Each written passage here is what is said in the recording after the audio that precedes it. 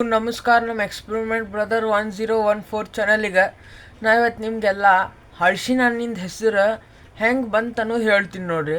ಹಲಸಿನ ಹಣ್ಣು ಹಳ್ಸ್ದಕ್ಕೆ ಹಲಸಿರ್ತೈತಲ್ರಿ, ಅದಕ್ಕೆ ಹಲಸಿನ ಅಂತೇಳಿ ಹೆಸರು ರೀ. ಅದು ಗೋವಾ ಸೈಡದು ಭಾಳ ಬೆಳಿತಾರೆ ನೋಡ್ರಿ. ಅದಕ್ಕೆ ಇಂಗ್ಲೀಷ್ದಾಗ ಜಾಕ್ ಫ್ರೂಟ್ ಅಂತಾರ.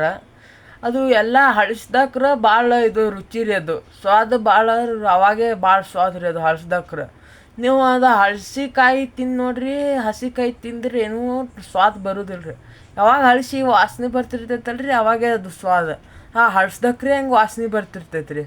ಆಮೇಲೆ ನೀವು ಹಸಿಕಾಯಿ ತಿಂದ್ರೆ ಏನೂ ವಾಸನೆ ಇರೋದಿಲ್ಲ, ಅದ್ರದ್ದು ಇದು ಸ್ವಾದ ಇರೋದಿಲ್ಲ. ಅದಕ್ಕೆ ಹಳ್ಸ್ದಕ್ರ ಹಣ್ಣಾಗಿ ಹಳ್ಸಾನ ಅದಕ್ಕೆ ಹಲಸಿನ ಹಣ್ಣು ಹಲಸಿದ ಕಾಯಿ ಅಂತೇಳಿ ಹೆಸರು ಬಂದಿದ್ರಿ. ಅದು ಗೋವಾ ಸೈಡ್ ಅದು ಭಾಳ ಬೆಳಿತಾರೆ ರೀ ಅವು ಹಣ್ಣು. ಅಲ್ಲಿ ಮಂದಿ ಭಾಳ ತಿಂತಾರೆ, ಇಲ್ಲಿ ಮಂದಿನೂ ಸ್ವಲ್ಪ ತಿಂತಾರೆ. ಆದರೆ ಎಲ್ಲರಿಗೂ ಇದು ಫ್ಯಾಕ್ಟ್ ಚಲೋ ಅನ್ಸಿತ್ತಂದ್ರೆ ಲೈಕ್ ಮಾಡಿರಿ, ಸಬ್ಸ್ಕ್ರೈಬ್ ಮಾಡಿರಿ, ಶೇರ್ ಮಾಡಿರಿ. ಜೈ ಹಿಂದ್, ಜೈ ಭಾರತ್.